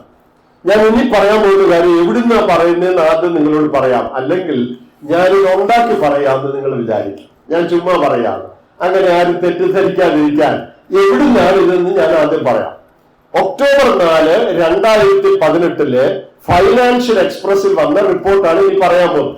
അപ്പൊ ഞാനിത് പറഞ്ഞത് ഞാൻ വെറുതെ പറയുന്നതല്ലെന്ന് നിങ്ങൾക്ക് മനസ്സിലാകാനാണ്. അല്ലാതെ പറഞ്ഞാൽ നിങ്ങൾ വിചാരിക്കും ഞാൻ ചുമ്മാ പറയാം. അതിന് കേട്ടോ എന്താ പറയാൻ പോകുന്നത്? ഇന്ത്യൻ റെയിൽവേയുടെ കണക്കാണ്. ഇന്ത്യൻ റെയിൽവേ എല്ലാവർക്കും അറിയാവുന്ന ആട്ടെ. ഇന്ത്യൻ റെയിൽവേയിൽ നിന്ന് ഒരു വർഷം മോഷണം പോയ ടവൽസിന്റെ എണ്ണം 1.95 ലക്ഷം ടവൽ. നിങ്ങൾക്കറിയാമല്ലോ, AC കോച്ചിൽ യാത്ര ചെയ്യുമ്പോ എല്ലാവർക്കും ടവൽ കൊടുക്കും. നിങ്ങൾക്കൊക്കെ കിട്ടിക്കാണും. 1.95 എന്ന് പറഞ്ഞാൽ രണ്ടാക്കാൻ നോക്ക്. 2 ലക്ഷം ടവല് മോഷണം പോയി ഇന്ത്യൻ റെയിൽവേ. പിന്നെ 81,736 ബെഡ്ഷീറ്റ് കാണുന്നില്ല. 81,736 ബെഡ്ഷീറ്റ് പോയി. 55,573 പില്ലോ കവർ, തലയണ കവിയൽ അടിച്ചോണ്ട് പോയി. 55,573. ഇനി 5,038 പില്ലോസ് മോഷണം പോയി. 5,038 തലയണ. ഇത്രയും വലിയ തലയണ എങ്ങനെയാണ് അവൻ പൊക്കിക്കൊണ്ട് പോയത്? ഏതായാലും 5,038 പോയെന്ന് നമ്മളാരും പറയുന്നതല്ല, സർക്കാരിന്റെ കണക്ക് പറയുന്ന. ഇനി 7,047 ബ്ലാങ്കറ്റും പോയിട്ടുണ്ട്. ഇത് നിങ്ങൾ പറയാം മനുഷ്യൻ പാപിയാണോ? ഇതെങ്ങനെയാ സംഭവിച്ചേ? ഈ 2 ലക്ഷം ടവലൊക്കെ ആരാ അടിച്ചോണ്ട് പോയേ? നമ്മളെല്ലാരും കൂടെ അല്ലേ? നമ്മളെന്ന് പറഞ്ഞ മനുഷ്യന് എന്തെല്ലാം ഭയങ്കരമായ കാര്യങ്ങൾ എത്ര വലിയ തോതിലാണ് മനുഷ്യൻ ചെയ്തു കൂട്ടുന്നത്. പ്രിയപ്പെട്ടവരെ, മനുഷ്യന്റെ പാപം ദൈവത്തിന് ഏറ്റവും സഹിക്കാൻ പാടില്ലാത്ത കാര്യമല്ല. ഞാൻ മുമ്പേ പറഞ്ഞ പോലെ മനുഷ്യന്റെ പഠിപ്പോ പണമോ അതൊന്നും അല്ല ദൈവത്തിന് വിഷയം. ദൈവത്തിന് വിഷയം ദൈവത്തിന്റെ വിശുദ്ധിക്ക് ചേരാത്ത കാര്യങ്ങൾ ദൈവത്തിന്റെ സൃഷ്ടിയായ മനുഷ്യനിൽ കാണുന്നു എന്നുള്ളതാണ് ദൈവത്തിന് വിഷയം. ചില ആളുകൾ ആശ്വസിക്കുന്നത് ദൈവമൊന്നുമില്ല, അപ്പൊ പിന്നെ ഈ പ്രശ്നമൊന്നുമില്ലല്ലോ, പാപപ്രശ്നമില്ല, ദൈവമേ ഇല്ല. ആ ചിന്താഗതി വളരെ വർദ്ധിച്ചു വരിക. പ്രത്യേകിച്ച് യുവജനങ്ങളുടെ ഒക്കെ ഇടയിൽ, കോളേജുകളിൽ അവിടെ ഇവിടെയൊക്കെ ദൈവമില്ല എന്നുള്ള ചിന്ത വർദ്ധിച്ചു വരിക. ഇത് പറഞ്ഞെന്ന് കേൾക്കുമ്പോ തോന്നും, എടാ ശരിയാണല്ലോ, ദൈവത്തെ ആരും കണ്ടിട്ടില്ല. അവര് ചോദിക്കും, നിങ്ങൾ ആരെങ്കിലും ദൈവത്തെ കണ്ടിട്ടുണ്ടോ? ഉത്തരം നമുക്ക് ആർക്കും ഉത്തരവില്ല. കണ്ടിട്ടുണ്ടെന്ന് പറയാൻ നമ്മളാരും കണ്ടിട്ടില്ല. ദൈവത്തെ കണ്ടിട്ടുണ്ടോ? ഇല്ല, കണ്ടിട്ടില്ല. അപ്പൊ ദൈവമില്ല. ദൈവമില്ല എന്ന് പറയുന്ന ഒരു ഫാഷൻ ആയിരിക്കുക. അതാണ് ബുദ്ധിമാന്മാരുടെ മതം. അതിന്റെ മണ്ടത്തരം ഒരു മിനിറ്റ് കൊണ്ട് ഞാനൊന്ന് പൊളിച്ചു തരാം. ഞാൻ ഈ പറഞ്ഞത് ശരിയാണോ എന്ന് നിങ്ങൾ പറയണം. ഒരാളില്ലെന്ന് പറയണമെങ്കിൽ, ഇതിപ്പോ നമ്മുടെ സജീവന്റെ വീടാണ്, നമ്മൾ ഈ വീട്ടിൽ വന്നു, ഇപ്പൊ ഞാൻ അദ്ദേഹത്തെ തേടി വീട്ടിൽ വന്നു, സജീവ് ഇല്ല എന്ന് പറയണമെങ്കിൽ 3 കാര്യം നടന്നിരിക്കണം. എന്താ? ഞാൻ ഈ വീട് മുഴുവനും തപ്പിയിരിക്കണം. ശരിയാണോ ഞാൻ പറഞ്ഞേ? ഈ വീട് മുഴുവനും തപ്പണം, എന്നാലേ ഇല്ലെന്ന് പറയാൻ പറ്റുള്ളൂ. 2, ഈ വീട്ടിലെ എല്ലാ മുറിയിലും ഒരേ സമയം തപ്പണം. ഞാൻ ഈ മുറിയിൽ തപ്പാൻ പോയപ്പോ സജീവ് അടുത്ത മുറിയിലോട്ട് പോയി. ഞാൻ ആ മുറി ചെന്നപ്പോ പുള്ളി ബാത്റൂമിൽ കയറി. ഞാൻ ബാത്റൂം നോക്കാൻ പോയപ്പോ അടുത്ത ബാത്റൂമിൽ പോയി. ഒരേ സമയം എല്ലാ മുറിയിലും തപ്പണം, എങ്കിലേ ഇല്ലെന്ന് പറയാൻ പറ്റുള്ളൂ, അല്ലേ? ഇനി 3, വസ്തുക്കൾ കാണാനായിട്ട് അനേക ഉപകരണങ്ങൾ ഇപ്പോൾ ഉണ്ട്. വെള്ളത്തിനടിയിലുള്ളത് കാണാൻ പ്രത്യേക ഉപകരണമുണ്ട്. ഭൂമികൾക്കൊക്കെ വന്ന വീടുകളൊക്കെ പൊടിഞ്ഞൊക്കെ കിടക്കുമ്പോ അതിന്റെ അടിയിൽ മനുഷ്യൻ കുടുങ്ങി കിടപ്പുണ്ടോ എന്ന് കാണാൻ നിങ്ങളൊക്കെ പത്രത്തിൽ വായിച്ചിട്ടുണ്ടല്ലോ. അതിനുള്ള ചില യന്ത്രങ്ങളുണ്ട്. അത് വെച്ച് നോക്കിയാൽ ആളുണ്ടോ ഇല്ലയോ എന്ന് അറിയാം. അപ്പോ നമുക്കുള്ള ഉപാധികൾ, കണ്ടുപിടിക്കാനുള്ള ഉപാധികളെല്ലാം ഉപയോഗിച്ചിരിക്കണം. ഈ 3 കാര്യം കുറഞ്ഞ പക്ഷം ചെയ്താലേ ഒരാളില്ലെന്ന് പറയാൻ പറ്റുള്ളൂ. 1, മുഴുവൻ ഇടവും അന്വേഷിച്ചിരിക്കണം. 2, ഒരേ സമയം എല്ലാവരും അന്വേഷിക്കണം. 3, അതിനുള്ള എല്ലാ ഉപാധികളും ഉപയോഗിച്ച് അന്വേഷിക്കണം. ഈ 3 കാര്യം ചെയ്താല് ആളില്ല എന്ന് പറയാവുള്ളൂ. നിങ്ങൾ പറഞ്ഞേ ദൈവമില്ലെന്ന് പറയുന്നവർ ഈ 3 കാര്യം ചെയ്തിട്ടാണ് പറയുന്നത്, ആണോ? അഖിലാണ്ടം മുഴുവൻ തപ്പിയോ? തപ്പിയോ? അഖിലാണ്ടം മുഴുവൻ തപ്പിയോ ദൈവം ഉണ്ടോന്ന്? ഇല്ല, തപ്പിയില്ല. 2, ഒരേ സമയം എല്ലായിടത്തും തപ്പിയോ? അങ്ങനെ ആർക്കെങ്കിലും തപ്പാൻ ഒക്കുവോ? ഒരേ സമയം എല്ലായിടത്തും അന്വേഷിക്കാൻ മനുഷ്യനെ കൊണ്ട് പറ്റുമോ? പറ്റുകയില്ല. അതുകൊണ്ട് എല്ലാ ഉപകരണങ്ങളും ഉപയോഗിച്ച് തപ്പിയോ? ഇല്ല. പിന്നെന്താ ദൈവം ഇല്ലെന്ന് പറഞ്ഞേ? അതിനുള്ള ലോജിക്ക് എന്താ? ഇത് പറയുന്നത് കേൾക്കുമ്പോ ഭയങ്കര ബുദ്ധിയോ മോഡേണ് എന്നൊക്കെ തോന്നും. വെറും മണ്ടത്തരം, ശുദ്ധ മണ്ടത്തരമാണ്. യാതൊരു ലോജിക്കുമില്ലാത്ത, ന്യായവുമില്ലാത്ത കാര്യമാണ് ദൈവമില്ല എന്ന് പറയുന്നത്. ഇനി ദൈവം ഉണ്ടെന്ന് നമ്മൾ പറയുന്നതോ? ദൈവം ഉണ്ടെന്ന് പറയാൻ ദൈവത്തെ കാണണമെന്നില്ല, ദൈവത്തെ അനുഭവിച്ചാൽ മതി. ഇലക്ട്രിസിറ്റി ഉണ്ട്, നമ്മൾ ആരും കണ്ടിട്ടില്ല, പക്ഷെ അത് അനുഭവിക്കുന്നുണ്ട്. അതുകൊണ്ട് നമുക്ക് അറിയാം ഉണ്ടെന്ന്. ഈ ദൈവം നമ്മളോട് സംസാരിക്കുന്നുണ്ട്. ഈ ദൈവത്തിന്റെ ശബ്ദം നാം കേൾക്കുന്നുണ്ട്. ദൈവത്തിന്റെ പ്രവർത്തനം നാം കാണുന്നുണ്ട്. ദൈവമുണ്ടെന്ന അനുഭവത്തിൽ നമുക്കറിയാം. പ്രിയപ്പെട്ടവരെ, ദൈവം ഇല്ലെന്ന് പറഞ്ഞ് പാപത്തിൽ നിന്ന് രക്ഷപ്പെടാൻ നമുക്ക് സാധിക്കുകയില്ല. ഞാൻ പറഞ്ഞു വന്നത്, മനുഷ്യന്റെ പാപം ഏറ്റവും ഭയാനകമായ ഒരു കാര്യമാണ്. ഇത് സകല മനുഷ്യരുടെയും കാര്യമാണ്. റോമാലേഖനത്തിൽ ആവർത്തിച്ച് പറഞ്ഞിട്ടുള്ളൊരു കാര്യമുണ്ട്, എല്ലാവരും പാപം ചെയ്ത് ദൈവദേശം നഷ്ടപ്പെടുത്തി. ദൈവത്തിന്റെ ഏറ്റവും വലിയ പ്രശ്നം മനുഷ്യനുമായി ബന്ധപ്പെടുവാൻ കഴിയാത്ത, മനുഷ്യനുമായി കൈപിടിക്കാൻ കഴിയാത്ത ഏറ്റവും വലിയ തടസ്സം മനുഷ്യന്റെ പാപപ്രശ്നമാണ്. മനുഷ്യന്റെ പാപാവസ്ഥ. ഇവിടെ ആ പാപാവസ്ഥയുടെ വിവരണം ഞാൻ പറഞ്ഞല്ലോ, കടും ചുവപ്പ എന്ന് പറഞ്ഞാൽ ഒരു നിലയിൽ ഇത് മായ്ച്ചു കളയാൻ പറ്റുകയല്ല. എന്ത് ചെയ്താലും ഇത് പരിഹരിക്കാൻ പറ്റുകയല്ല. ഇനി നാളെ മുതൽ നന്നായിട്ട് ജീവിക്കാൻ ഒരാൾ തീരുമാനിക്കാന്ന് വിചാരിക്കാം. അപ്പൊ ഇന്ന് വരെ ചെയ്ത പാപത്തിന് എന്ത് പറ്റും? അതിന്റെ പരിഹാരം എന്താ? ഇന്ന് വരെ ചെയ്തതിനുള്ള പരിഹാരം എന്താ? നാളെ മുതൽ ഒരു തെറ്റും ചെയ്യുന്നില്ല, സംഭവിച്ചു. ഇന്ന് വരെ ചെയ്തതിനോ? അതിന് പരിഹാരമില്ലേ? മനുഷ്യന്റെ പാപം എളുപ്പത്തിൽ കൈകാര്യം ചെയ്യാവുന്നതല്ല. നിങ്ങൾക്കറിയാം, ചില വർഷങ്ങൾക്ക് മുമ്പ് നമ്മുടെ നാട്ടിൽ ഒരു ഭയങ്കരമായ വെള്ളപ്പൊക്കം വന്നു. ദൈവം സഹായിച്ച് നമുക്ക് ഈ ഭാഗം വലിയ കുഴപ്പമുണ്ടായില്ല. എന്നാലും നമ്മുടെ ദേശം മുഴുവൻ മുങ്ങി. വീടുകളുടെ ഫാൻ വരെ, സീലിംഗ് വരെ, ടെറസ് വരെ, ടെറസിന്റെ മുകളിൽ റൂഫ് വരെ വെള്ളം വന്നു നമ്മുടെയൊക്കെ പലയിടങ്ങളിൽ. ആ വെള്ളം ഇറങ്ങി കഴിഞ്ഞപ്പോ അനേക വീടുകളിൽ അനേക അടി കട്ടിയിൽ സിമന്റ് പിടിപ്പിച്ചതുപോലെ കറുത്ത നിറത്തിലുള്ള ചെടിയായി. നിങ്ങൾക്കറിയാം, നിങ്ങൾ പത്രത്തിൽ വായിച്ചു, നിങ്ങളുടെ ചില ബന്ധുക്കളുടെയൊക്കെ വീട്ടിലും ഇത് സംഭവിച്ചു കാണും. അതുകൊണ്ട് ഈ പറയുന്ന കാര്യം നിങ്ങൾക്ക് എല്ലാവർക്കും അറിയാം. അനേക ടൈലിട്ട നല്ല ഫ്ലോറിട്ട മാർബിളിട്ട അനേക വീടുകളിൽ അനേക അടി ഉയരത്തിൽ സിമന്റ് കട്ടിപിടിച്ചു നിൽക്കുന്ന പോലെ ചെളി അഴുക്ക് കട്ടിപിടിച്ചു നിൽക്കുകയാണ്. ചൂലുകൊണ്ട് തൂത്ത അത് പോവുകയല്ല, വാക്യൂം ചെയ്താൽ ഇത് പോവുകയല്ല. പിന്നെ നമുക്കറിയാം, നമ്മുടെ അതിഥി തൊഴിലാളികൾ ബംഗാളിലും ആസാമിലും ഒറീസയിലും ഒക്കെ ഉള്ള അതിഥി തൊഴിലാളികളായ ആളുകൾ വന്ന് വലിയ ഉപകരണങ്ങളൊക്കെ കൊണ്ട് കുത്തി ഇളക്കി വളരെ പാടുപെട്ടാണ് ഈ ചെളി വീടുകളിൽ നിന്ന് നീക്കം ചെയ്തത്. കഠിനാധ്വാനം കഴിച്ച ഞാൻ ഓർക്കുകയാണ്, മനുഷ്യന്റെ ഹൃദയത്തിന്റെ അവസ്ഥ ഇത് തന്നെയാണ്. എന്തുമാത്രം പാപമാണ് മനുഷ്യന്റെ ഹൃദയത്തിൽ കുമിഞ്ഞുകൂടിയിരിക്കുന്നത്. ഇന്നോ ഇന്നലെയോ തുടങ്ങിയതാണോ? എത്രയോ വർഷമായി ചിന്തയിലുള്ള പാപം, നോട്ടത്തിലുള്ള പാപം, ഭാവനയിലുള്ള പാപം, അശുദ്ധമായ കാര്യങ്ങൾ എത്ര വർഷങ്ങളായി മനുഷ്യന്റെ ഹൃദയത്തിൽ അടിഞ്ഞുകൂടിയിരിക്കുകയാണ്. പ്രിയപ്പെട്ടവരെ, കടുംചുവപ്പ് ഒരു നിലയിലും കഴുകിക്കളയാൻ പറ്റുകയില്ല. പ്രാർത്ഥന കൊണ്ടോ തീർത്ഥയാത്ര കൊണ്ടോ കാശ് കൊടുത്തുകൊണ്ടോ ഒരു നിലയിലും അത് കഴുകിക്കളയാൻ പറ്റുകയില്ല. മനുഷ്യന്റെ പാപം ദൈവത്തിന്റെ മുമ്പിൽ ഏറ്റവും ഭയങ്കരമായിരിക്കുന്നു. ചില സമയത്തൊക്കെ ഞാൻ ചിന്തിച്ചിട്ടുണ്ട്, ചില ഇടങ്ങളിലൊക്കെ ഇപ്പൊ ചില ആശുപത്രികളില് അല്ലെങ്കിൽ അതുപോലുള്ള ചില ഗവൺമെന്റ് ഓഫീസുകളിലൊക്കെ പോയി നമ്മുടെ കാര്യം സാധിക്കാൻ വെയിറ്റ് ചെയ്ത് ഇരിക്കുമ്പോ, വിസിറ്റേഴ്സ് റൂമിൽ ഇരിക്കുമ്പോ അവിടെയൊക്കെ TV വെച്ചിട്ടുണ്ട് മിക്ക സ്ഥലത്തും. നിങ്ങൾക്കറിയാം, നിങ്ങൾ കണ്ടിട്ടുണ്ടല്ലോ. അവിടെ ന്യൂസോ എന്തെങ്കിലുമൊക്കെ കണ്ടുകൊണ്ടിരിക്കും. അവിടെ ഇരിക്കുന്ന ആളുകൾ ഒരിക്കലും നോക്കിയിരിക്കുക. ചില സമയത്ത് ആ ന്യൂസോ ഇതൊക്കെ കഴിഞ്ഞ് ചില പരിപാടികൾ, സിനിമയോട് ബന്ധപ്പെട്ട പരിപാടികളായിരിക്കും, സിനിമാറ്റിക് ഡാൻസ് അല്ലെങ്കിൽ ചില അഡ്വർടൈസ്മെന്റ് ഒക്കെ അതിനകത്ത് വരും. നമ്മൾ അതിന്റെ മുമ്പിൽ ഇരിക്കുക. ഇത് കാണണമെന്ന് വിചാരിച്ചാൽ നോക്കിയിരിക്കുകയല്ല, നമ്മുടെ മുമ്പിൽ TV ഉള്ളതുകൊണ്ട് നമ്മൾ കാണുന്നതേ ഉള്ളൂ. അങ്ങനെ ചിലപ്പോ കണ്ടിട്ടുണ്ട്. അതിൽ വരുന്ന ചില കാര്യങ്ങൾ ഒരു മിനിറ്റ് കണ്ടാൽ മതി വിഷം ഉള്ളിൽ കയറും. ഞാൻ കൂടുതലൊന്നും പറയണ്ടല്ലോ. ചില ഡാൻസുകൾ, ചില രംഗങ്ങൾ ഈ TV-യിൽ വരുന്നത് അറിയാതെ കണ്ടുപോയാൽ എന്റെ പൊന്നെ ഇത് കണ്ടുപോയല്ലോ, നോക്കണ്ടായിരുന്നു എന്ന് അപ്പൊ തന്നെ തോന്നും. എന്താ കാര്യം?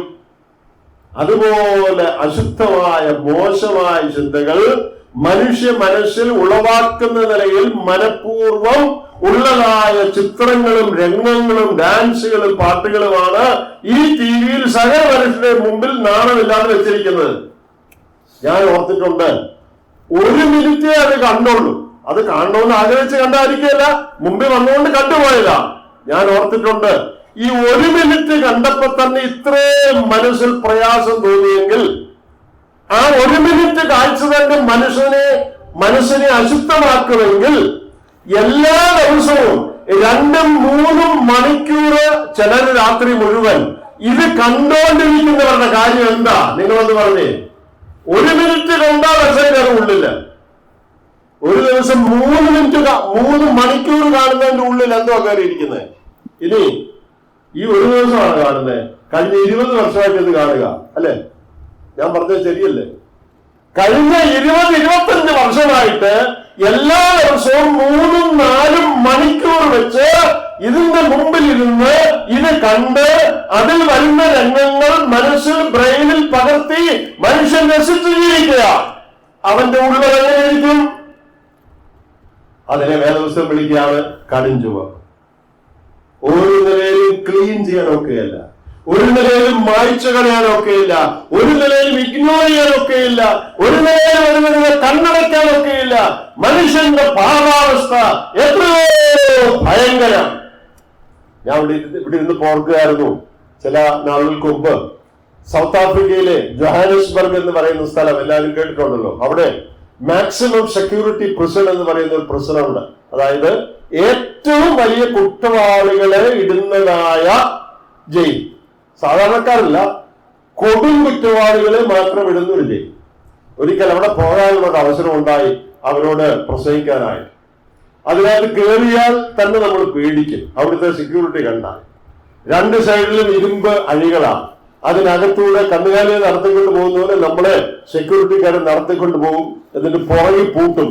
അത് കഴിഞ്ഞ് മുമ്പിൽ ചെന്ന് മുമ്പിലത്തെ വാതിൽ തുറന്ന് നമ്മളെ അകത്തോട്ട് കയറ്റിയിട്ട് നമ്മുടെ പുറകിലത്തെ വാതിൽ പൂട്ടും. അത് കഴിഞ്ഞിട്ട് അങ്ങനെ അനേക കടമ്പകൾ കടന്ന് ഇരുമ്പഴിക്കുള്ളിലൂടെയാണ് നമ്മൾ അതിനകത്ത് ഈ തടവുകാരുടെ അടുത്തോട്ട് പോകുന്നത്. അപ്പൊ അവിടെ ചെന്നപ്പോ ഒരു കാര്യം അവർ പറഞ്ഞു, ഇതിൽ ചില തടവുകാരുടെ അടുത്ത് നമുക്ക് പോകാൻ പറ്റത്തില്ല. അടുത്ത് ചെന്നാൽ ചിലപ്പോൾ അവർ ഉപദ്രവിക്കും, ഈ ഉദ്യോഗസ്ഥരെ ഉപദ്രവിക്കും. അതുകൊണ്ട് അവരുടെ ശരീരത്തിൽ ഒരു ചെറിയ മെഷീൻ ഘടിപ്പിച്ചിരിക്കുകയാണ് ഈ ആളുകളുടെ. അതിന്റെ റിമോട്ട് ഈ ഉദ്യോഗസ്ഥന്മാരുടെ കയ്യിലുണ്ട്, ഷോക്ക് അടിപ്പിക്കാൻ. അവരെ വിളിക്കണമെങ്കിൽ ഇതൊന്ന് പ്രസ് ചെയ്താൽ മതി, അവന് ഷോക്ക് അടിക്കും. അല്ലാതെ നേരിട്ടടുത്ത് എന്നാൽ വിവരം അറിയും. ഇതാണ് കൊടും കുറ്റവാളി. വർത്താനം പറയാൻ പോലും ഒക്കെയില്ല, അടുത്ത് ചെല്ലാൻ പോലും ഒക്കെയില്ല, ഷോക്ക് അടിപ്പിച്ച് നിർത്തണം അവനെ. അത്രയ്ക്ക് ഭയങ്കര. പ്രിയപ്പെട്ടവര്, മനുഷ്യന്റെ പാവാവസ്ഥ എത്രയോ ഭയങ്കരമാണ്. ഇനി ചില ആളുകളാണെങ്കിൽ പള്ളിയും മതവും ഭക്തിയൊക്കെ ഉള്ളതുകൊണ്ട് കുറേ മനുഷ്യർ ചെയ്യുന്ന അറിയുന്ന പല പാപങ്ങളും ചെയ്തില്ലെന്ന് വരാം. എന്നാൽ ഏത് മനുഷ്യന്റെ ഹൃദയം ദൈവത്തിന്റെ സന്നിധിയിൽ പാപപങ്കിലമാണ്. ദൈവം മനുഷ്യവർഗത്തെ നോക്കി പറയുന്നത് അകൃത്യ ഭാരം ചുമക്കുന്ന ജനം. ഇന്ന് രാത്രി സകല മനുഷ്യരുടെയും കാര്യം ഇതാണ്. അതുകൊണ്ടാണ് റോമാലേഖനത്തിൽ പറഞ്ഞത്, ഒരു വ്യത്യാസവുമില്ല, എല്ലാവരും പാപം ചെയ്ത് ദൈവത്തിന്റെ തേജസ് നഷ്ടപ്പെടുത്തി. ചെയ്യാൻ പാടില്ല എന്നറിയാവുന്ന എത്രയോ കാര്യങ്ങൾ നാം എല്ലാവരും ചെയ്തിട്ടുണ്ട്. ഈ പറയുന്നത് ശരിയല്ല എന്ന് അറിഞ്ഞുകൊണ്ട് വ്യാജമായ എത്രയോ കാര്യങ്ങൾ നാം പറഞ്ഞിട്ടുണ്ട്. ഈ നോട്ടം ശരിയല്ല എന്ന് നമ്മുടെ മനസാക്ഷി നമ്മോട് പറഞ്ഞിട്ടും മനസാക്ഷിയുടെ ആക്ഷേപം ഉണ്ടായിട്ടും അതിനെ മറികടന്ന് തെറ്റായ നിലയിൽ എത്രയോ വട്ടം നോക്കിയിട്ടുണ്ട്. പ്രിയപ്പെട്ടവരെ, ഈ ചിന്ത നല്ലതല്ലെന്ന് അറിഞ്ഞിട്ടും ആ ചിന്തകളെ മനസ്സിൽ താലോലിച്ചിട്ടില്ലേ? ഒരു പക്ഷേ കത്തിക്കൊണ്ട് ആരെയും കുത്തി കാണുകയില്ല, മദ്യപിച്ച് കാണുകയില്ല, ആരുമായിട്ടും വഴക്കുണ്ടാക്കി കാണുകയില്ല. പക്ഷേ ദൈവം നോക്കുന്ന അത് മാത്രമല്ല, നിന്റെ ഹൃദയത്തിന്റെ ചിന്ത, നിന്റെ മനസ്സിലെ വിചാരം. ഉൽപ്പത്തി പുസ്തകം 6-ാം അധ്യായത്തിൽ മനുഷ്യവർഗത്തിന്റെ പാപം കടുത്ത് മനുഷ്യവർഗത്തെ നശിപ്പിക്കാൻ ദൈവം തീരുമാനിച്ചൊരു കാര്യം പറഞ്ഞിട്ടുണ്ട്. എല്ലാവർക്കും അറിയാം. ആ കാലത്താണ് നോഹയുടെ കാലത്തെ ജലപ്രളയം ഉണ്ടായത്. ആ കാലത്തെ കുറിച്ച് വേദപുസ്തകത്തിൽ പറഞ്ഞിരിക്കുന്നത് എന്താണെന്ന് അറിയാമോ? മനുഷ്യൻ ഭയങ്കരമായി പാപം ചെയ്തു, മനുഷ്യനെ നശിപ്പിക്കാൻ ദൈവം പ്രളയം അയച്ചു. എന്നാൽ അവിടെ ദൈവം അതിനെ എങ്ങനെയാണ് കണ്ടത് എന്ന് പറഞ്ഞിട്ടുള്ള ഒരു ഭാഗമുണ്ട്. നിങ്ങളത് ശ്രദ്ധിക്കണേ. ദൈവം എങ്ങനെയാണ് അവനെ കണ്ടത്? അവന്റെ ഉൽപ്പത്തി 6-ൽ ഞാൻ വായിക്കുന്നത്, ഭൂമിയിൽ മനുഷ്യന്റെ ദുഷ്ടത വലിയതെന്നും അവന്റെ ഹൃദയ വിചാരങ്ങളുടെ നിരൂപണമൊക്കെയും എല്ലായ്പ്പോഴും ദോഷമുള്ളതത്രേ എന്നും യഹോവ കണ്ടു. പ്രിയപ്പെട്ടവരെ, അവന്റെ പ്രവൃത്തി ദോഷമുള്ളതാണെന്നല്ല അവിടെ പറഞ്ഞിരിക്കുന്നത്. പ്രവൃത്തി ദോഷമുള്ളതായിരുന്നു എന്നുള്ളൊരു സംശയമില്ല. പക്ഷെ സ്വർഗത്തിൽ നിന്ന് മനുഷ്യനെ ദൈവം നോക്കിയപ്പോൾ അവന്റെ ഹൃദയ വിചാരങ്ങളുടെ നിരൂപണങ്ങൾ, the imaginations and intents of human heart, മനുഷ്യ ഹൃദയത്തിലെ ഭാവനകൾ, മനുഷ്യ ഹൃദയത്തിലെ ചിന്തകൾ എത്ര മോശമുള്ളത് എന്ന് ദൈവം കണ്ടു. ഇന്ന് രാത്രി ഞാൻ മുമ്പോട്ട് പോകട്ടെ. ദൈവം നോക്കുന്നത് നീ കൊല ചെയ്തോ, നീ മദ്യപിച്ച് റോഡിൽ കൂടെ നടന്നു നോക്കുന്നതല്ല. എല്ലാ മനുഷ്യന്റെയും ഹൃദയം വിശുദ്ധനായ ദൈവത്തിന് മുമ്പിൽ പാപപങ്കലമാണ്. അത് പരിഹരിച്ചു തരാമെന്നാണ് ദൈവം പറയുന്നത്. വരുവീൻ, നമുക്ക് തമ്മിൽ വാദിക്കാം. നിന്റെ പാപം കടിഞ്ഞു നോക്കാണെന്ന് എനിക്കറിയാം. മനുഷ്യന്റെ പ്രയത്നം കൊണ്ട് അതിനെ ശുദ്ധീകരിക്കാൻ കഴിയുകയില്ലെന്നറിയാം. എന്നാൽ ഞാനതിനെ കഴുകി ശുദ്ധീകരിച്ച് ഗുണമുള്ളതാക്കി തീർക്കാം. അതെങ്ങനെയാണ് അത് കഴുകി ശുദ്ധീകരിക്കുന്നു എന്നുള്ള പറഞ്ഞിട്ട് ഞാൻ അവസാനിപ്പിക്കാം. യെശയ്യാ പ്രവചനത്തിൽ തന്നെ അതിന് ദൈവം ഒരുക്കിയ മാർഗത്തെ കുറിച്ച് യെശയ്യാവ് തന്നെ പറഞ്ഞിട്ടുണ്ട്. പാപത്തെ കുറിച്ചാണല്ലോ 1-ാം അധ്യായത്തിൽ പറഞ്ഞേ. അതിന്റെ 53-ാമത്തെ അധ്യായത്തിൽ മനുഷ്യവർഗത്തിന്റെ പാപത്തിന് പരിഹാരമായി ദൈവം എന്ത് ചെയ്തു എന്ന് അതിന്റെ 6-ാം വാക്യത്തിൽ പറഞ്ഞിട്ടുണ്ട്. നാം എല്ലാവരും ആടുകളെ പോലെ തെറ്റിപ്പോയിരുന്നു, നാം ഓരോരുത്തരും താന്താന്റെ വഴിക്ക് തിരിഞ്ഞിരുന്നു. എന്നാൽ യഹോവ നമ്മുടെ എല്ലാവരുടെയും അകൃത്യം അവന്റെ മേൽ ചുമത്തി. നമ്മുടെ അകൃത്യത്തെ കുറിച്ചാണ് ഇത്രയും നേരം പറഞ്ഞുകൊണ്ടിരുന്നത്. നമ്മുടെ മഹാപാപങ്ങൾ ദൈവം അവന്റെ മേൽ ചുമത്തി. നമ്മുടെ പാപം വേറൊരുവന്റെ മേൽ ദൈവം ആരോപിച്ചു, ദൈവം ചുമത്തി. നമുക്കത് വിശദീകരിക്കാൻ ഇപ്പോൾ സമയമില്ല. 53-ാം അധ്യായം നിങ്ങൾ വായിച്ചു നോക്കുമ്പോൾ മറ്റൊരുവൻ, അതാരാണ് മറ്റൊരുവൻ എന്നുള്ളത് വ്യക്തമാണ്. മുകളിലും താഴെയും വായിച്ചാൽ കൃത്യമായിട്ട് മനസ്സിലാകും. അത് മശീഹായുടെ കാര്യമാണ്, അത് യേശുവിന്റെ കാര്യമാണ്. അവൻ തന്നെ ജനത്തെയുള്ള പാപം നിന്ന് രക്ഷിപ്പാനിരിക്കുന്നുണ്ട്. നീ അവൻ യേശു എന്ന് പേരിടണമെന്ന് ആരെ കുറിച്ച് പറഞ്ഞുവോ ആ യേശുവിന്റെ കാര്യമാണ് അവൻ എന്ന് പറഞ്ഞിരിക്കുന്നത്.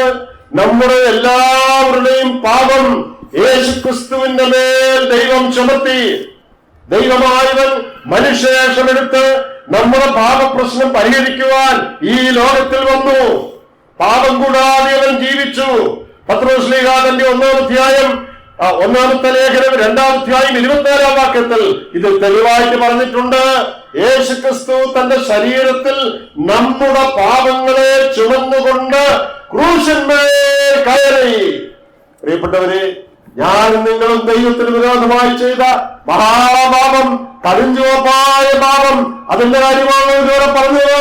ആ പാപങ്ങൾ മുഴുവനും പാപമില്ലാത്ത യേശു ക്രിസ്തു തന്റെ മേൽ ചുമന്നുകൊണ്ട് കുരിശന്മേൽ കയറി. നമ്മുടെ പാപം പരിഹരിക്കാൻ ദൈവം ഒരുക്കിയ മാർഗമാണ്. നമുക്കൊരു മാർഗത്താലും പാപം പരിഹരിക്കാൻ ഒക്കെ ഇല്ലായിരുന്നു. അതുകൊണ്ട് ദൈവം ഒരു മാർഗം ഒരുക്കി. നമ്മെ ദൈവം സ്നേഹിച്ചത് കൊണ്ട് നമ്മുടെ പാപം പരിഹരിക്കുവാൻ ദൈവം ഒരു മാർഗം ഒരുക്കി. മനുഷ്യനായി ഈ ലോകത്തിൽ ദൈവമായവൻ വന്നു. പാപം കൂടാതെ ഈ ലോകത്തിൽ ജീവിച്ചു. നമ്മുടെ എല്ലാവരുടെയും പാപങ്ങളെ ചുമന്നുകൊണ്ട് അവൻ ക്രൂശിന്മേൽ കയറി. തന്റെ ക്രൂശ് മരണത്തിൽ നമ്മുടെ എല്ലാവരുടെയും പാപങ്ങൾക്കുള്ള ശിക്ഷ യേശു ക്രിസ്തു പൂർണ്ണമായി സഹിച്ചു തീർത്തു. അതുകൊണ്ടാണ് നമ്മുടെ പാപങ്ങളിൽ നിന്ന് മോചിക്കപ്പെടാനായിട്ട് കഴിയുന്നത്. ദൈവം നീതിമാനായതുകൊണ്ട് പാപമില്ലെങ്കിൽ സാരമില്ല, ഞാനങ്ങ് ക്ഷമിച്ചേക്കാം എന്ന് പറയാൻ ദൈവത്തിനൊക്കെ ഇല്ല. ദൈവം നീതിമാനായതുകൊണ്ട് പാപത്തെ ശിക്ഷിക്കണം, നമ്മെ ശിക്ഷിച്ചേ മതിയാവൂ. എന്നാൽ നമുക്ക് പകരമായി ദൈവപുത്രൻ ക്രൂശിൽ നമ്മുടെ പാപങ്ങളുടെ ശിക്ഷ അനുഭവിച്ചു മരിച്ചു. യേശു ക്രിസ്തുവിന്റെ ക്രൂശ് മരണത്തിന്റെ അർത്ഥമല്ല. എന്റെയും നിങ്ങളുടെയും പാപങ്ങളെ ചുമന്നുകൊണ്ട് കാൽവരിലെ ക്രൂശിൽ 2000 വർഷങ്ങൾക്ക് മുമ്പ് ദൈവപുത്രനായ ക്രിസ്തു നമ്മുടെ പാപങ്ങളുടെ ശിക്ഷ അനുഭവിച്ച് മരിച്ചു. അവൻ മരിച്ചപ്പോൾ എന്റെ ദൈവമേ നീ എന്നെ കൈവിട്ടു എന്ന് നിലവിളിച്ച കാര്യം നമുക്കറിയാം. ആ നിലവിളിയുടെ അർത്ഥം എന്താണ്?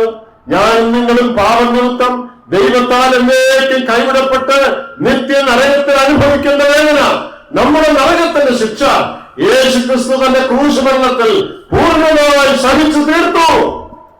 അവൻ മരിച്ചു, അടക്കപ്പെട്ടു, ഉയർത്തെഴുന്നേറ്റു. ഇന്ന് പാപപരിഹാരകനായി സ്വർഗത്തിൽ ജീവിക്കുകയാണ്.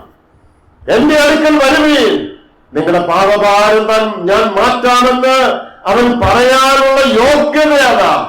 നമ്മുടെ പാപത്തിന്റെ പരിഹാരം ക്രൂശ് മരണത്തിൽ യേശു ക്രിസ്തു നിവർത്തിച്ചു കഴിഞ്ഞു. നമ്മുടെ ശിക്ഷ അനുഭവിച്ച് മരിച്ച് അടക്കപ്പെട്ട് അവൻ ഉയർത്തെഴുന്നേറ്റ് ലോകരക്ഷകനായി ഇന്നവൻ ജീവിക്കുകയാണ്. അതുകൊണ്ട് അവൻ നമ്മോട് പറയാണ്, വരുവീൻ, നമുക്ക് തമ്മിൽ ആ കാര്യം സംസാരിക്കാം. അത് പരിഹരിക്കാനുള്ള വഴി ഞാൻ ഉണ്ടാക്കിയിട്ടുണ്ട്.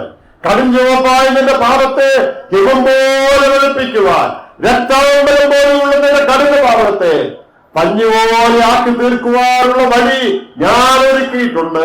യോഹന്നാന്റെ ലേഖനം 1-ാം അധ്യായം 7-ാം വാക്യത്തിൽ പറയുന്നത്, അവന്റെ പുത്രനായ യേശുവിന്റെ രക്തം സകല പാപവും പോക്കി നമ്മെ ശുദ്ധീകരിക്കുന്നു.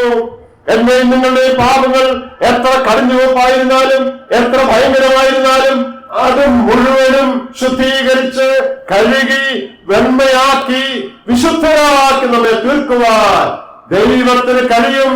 ദൈവം അതിന് മാർഗമൊരുക്കിയിട്ടുണ്ട്. ഇന്ന് രാത്രി ആ മാർഗത്തിൽ ശരണപ്പെടുക, ആ രക്ഷകനിൽ ശരണപ്പെടുക എന്നുള്ളത് മാത്രമാണ് നമ്മുടെ ജോലി. എന്റെ പ്രിയപ്പെട്ടവര്, ഞാനൊരു പാപി. എന്റെ പാപത്തിന് ശിക്ഷ, കഠിനമായ ശിക്ഷ, നരകശിക്ഷ ഞാൻ അനുഭവിക്കേണ്ടതായിരുന്നു. എന്നാൽ ആ ശിക്ഷ എനിക്ക് പകരം ദൈവപുത്രനായ ക്രിസ്തു തന്റെ ക്രൂശുമരണത്തിൽ സഹിച്ചു തീർത്തു. ഞാനൊരു വിശ്വാസത്താൽ അംഗീകരിക്കുന്നു. എനിക്കായി ക്രൂശിൽ മരിച്ചുയർത്ത ക്രിസ്തുവിൽ ഞാൻ ഇന്ന് രാത്രി ശരണപ്പെടുന്നു. കർത്താവേ, എന്റെ പാപങ്ങൾ ക്ഷമിക്കണം. എന്റെ കടിഞ്ഞോപ്പായിരുന്ന പാപം അവിടുന്ന് കഴുകി വെടിപ്പാക്കി എന്നെ വിശുദ്ധനാക്കണം. നീ എന്നെ ക്ഷണിച്ചല്ലോ. ഇന്ന് രാത്രി ഞാനിതാ വരുന്നു. എന്റെ പാപങ്ങളുടെ പരിഹാരത്തിന് വേണ്ടി എന്റെ ശിക്ഷ അനുഭവിച്ച് മരിച്ചുയർത്ത ക്രിസ്തുവിൽ ഇന്ന് രാത്രി ഞാൻ ശരണപ്പെടുന്നു. എന്റെ പാപങ്ങൾ ക്ഷമിക്കണം. ഈ പ്രാർത്ഥന നിന്റെ ഹൃദയത്തിൽ നീങ്ങുമോ? അതാണ് ദൈവം പ്രതീക്ഷിക്കുന്നത്. നിന്റെ പണമോ മറ്റൊന്നും ദൈവം പ്രതീക്ഷിക്കുന്നില്ല. നിന്റെ ഹൃദയം പാപപരിഹാരത്തിനായി ദൈവമൊരുക്കിയ രക്ഷാമാർഗത്തിൽ ആശ്രയിക്കുന്ന ഒരു ഹൃദയം നിനക്കുണ്ടാകണം. ഇന്ന് രാത്രി അതിനായി മനസ്സ് വെക്കുവാൻ ദൈവം നമ്മെ കുറിച്ച് ആഗ്രഹിക്കുന്നു. നാം പ്രാർത്ഥിച്ച് അവസാനിപ്പിക്കാനായിട്ട് പോകുകയാണ്. അതിനു മുൻപ് നിങ്ങൾ ഇരിക്കുന്ന ഇരിപ്പിൽ നിങ്ങളായിരിക്കുന്ന അവസ്ഥയിൽ, ഭവനങ്ങളിലോ കടത്തണ്ണയിലോ വീട്ടിലോ എവിടെയായിരുന്നാലും ഇത് മനസ്സിലാക്കുക.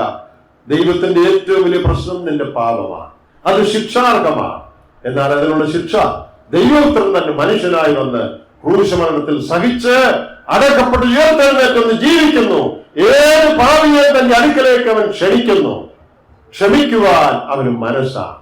കർത്താവേ, ഇന്ന് രാത്രി പാപിയായ ഞാൻ, എനിക്ക് വേണ്ടി ക്രൂശിൽ മരിച്ചുയർത്ത ദൈവോത്തരനെ ഞാൻ പൂർണ്ണമായി ഇന്ന് രാത്രി വിശ്വസിക്കുന്നു, ശരണപ്പെടുന്നു.